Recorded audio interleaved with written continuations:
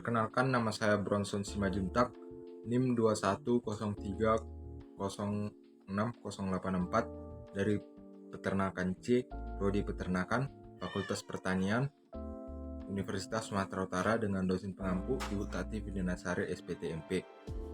Pada kali ini saya akan menjawab pertanyaan yang telah diberikan Ibu dosen tentang enzim. Yang pertama, jelaskan struktur molekul dari enzim serta berikan contohnya.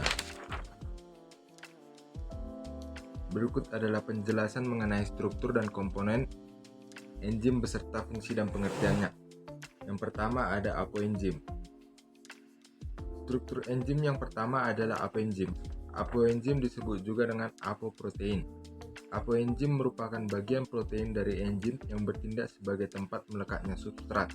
Apoenzim juga bersifat termolabil atau peka terhadap suhu tinggi dan berfungsi untuk menentukan kekhususan dari enzim.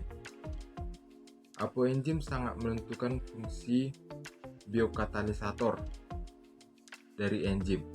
Bagian ini akan rusak pada suhu terlampau panas atau bersifat termolabil. Apoenzim memiliki sisi yang berhubungan langsung dengan substrat, yakni sisi aktif dan sisi alosentrik. Sisi aktif pada apoenzim merupakan sisi yang berkaitan dengan substrat atau zat yang akan dijadikan produk. Bagian ini mengikat molekul substrat sehingga terjadi proses katalis. Sementara sisi alosentrik pada apoenzim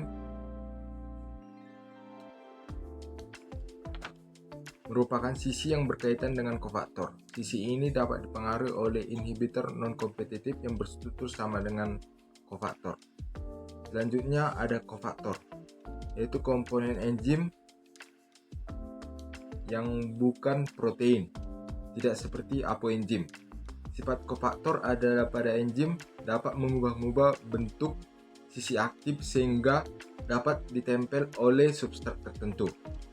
Kofaktor memiliki dua komponen utama, yakni komponen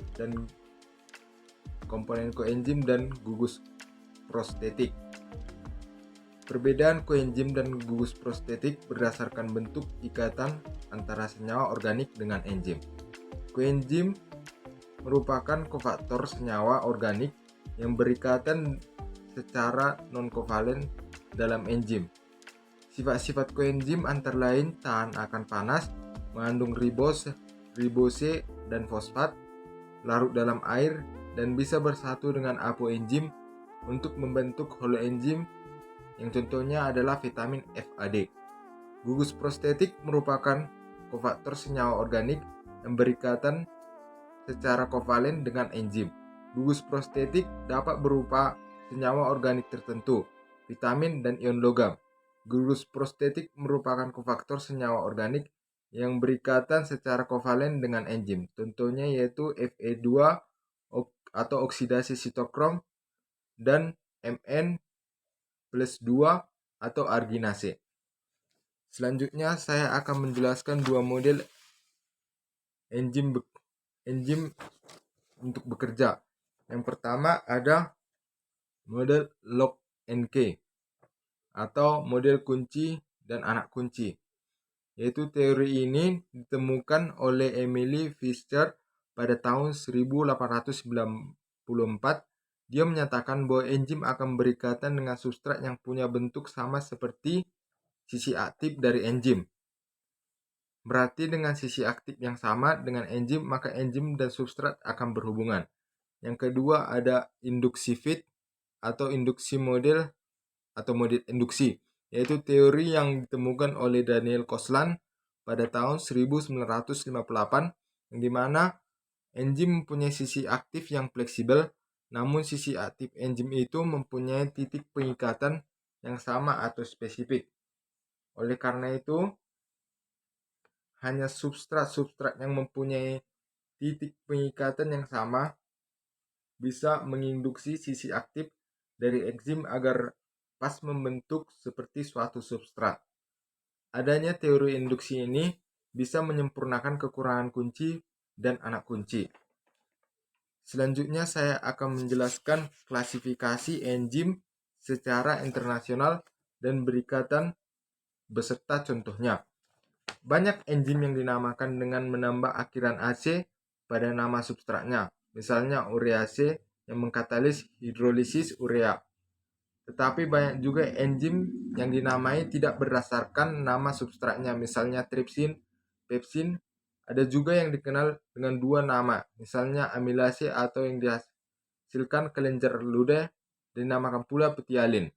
Karena itu, dan juga dengan terus meningkatnya jumlah enzim yang baru ditemukan, suatu dasar penggolongan enzim secara sistematis telah dikemukakan oleh persetujuan internasional. Sistem ini menempatkan semua enzim ke dalam 6 kelas utama, masing-masing dengan subkelas. Berdasarkan atas jenis reaksi yang dikatalis, contohnya yaitu oksidoreduktase atau tipe reaksinya transfer elektron, yang contohnya adalah alkohol dihidrogenase. Yang kedua ada transferase, yaitu tipe reaksinya transfer gugus yang fungsinya berfungsi untuk transfer.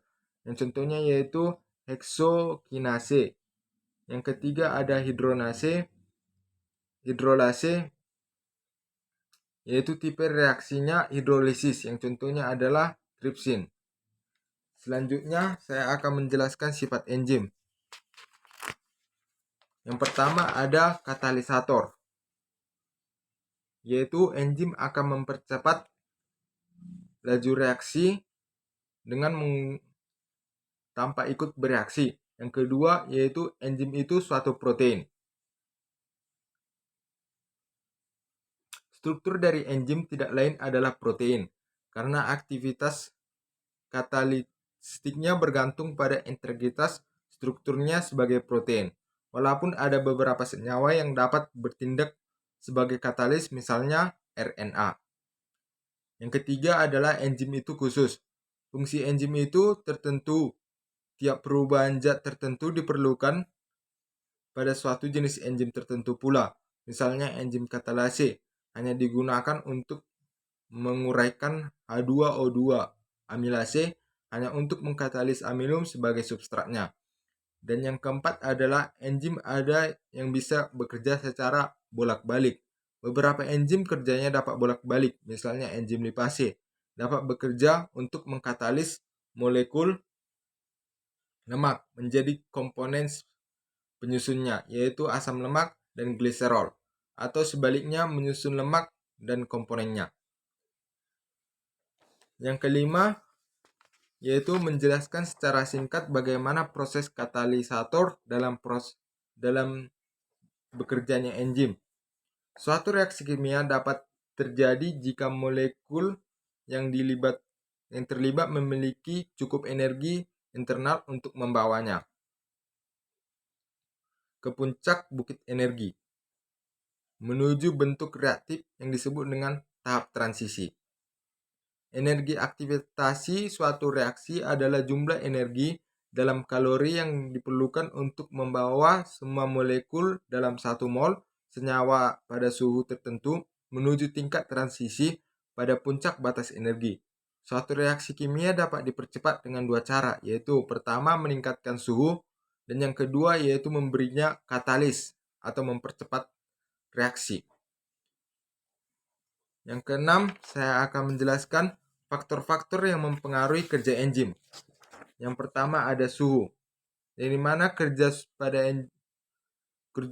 enzim sangat dipengaruhi oleh suhu lingkungannya, yaitu setiap kenaikan suhu 10 derajat Celcius, kecepatan enzim akan menjadi 2 kali lipat, sampai batas suhu tertentu. Enzim dan protein pada umumnya dinonaktifkan oleh suhu tinggi.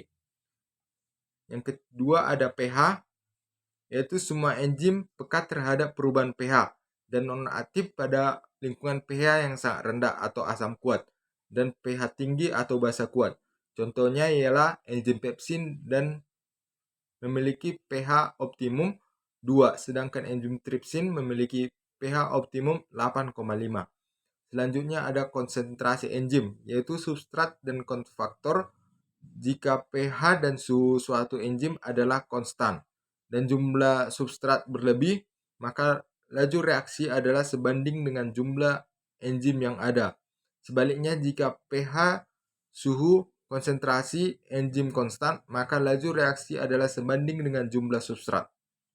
Dan selanjutnya ada inhibitor, yang dimana aktivitas suatu enzim dapat dihambat oleh suatu senyawa yang dikenal dengan inhibitor-inhibitor, yang digolongkan menjadi dua, yaitu yang bekerja secara tidak dapat balik atau irreversibel, dan yang bekerja secara balik atau reversibel. Yang ketujuh, saya akan menjelaskan bagaimana mekanisme feedback inhibitor yang dapat terjadi pada enzim.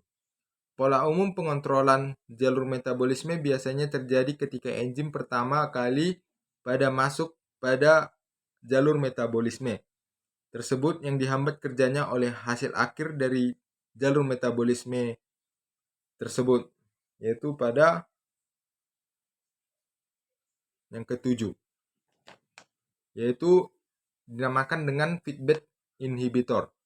Pengontrolan mode feedback inhibition dinamakan enzim yang bekerja pada tahap awal atau E1 yang bekerjanya oleh produk akhir atau Z, memberikan keuntungan pada sel, yaitu organisme tersebut dapat mengatur suplai energi dan mencegah menumpuknya senyawa intermediate atau BCD selama proses metabolisme terjadi.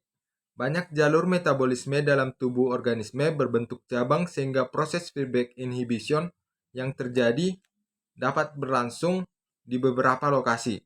Mekanisme penghambatan ini dinamakan yaitu sequential feedback inhibition.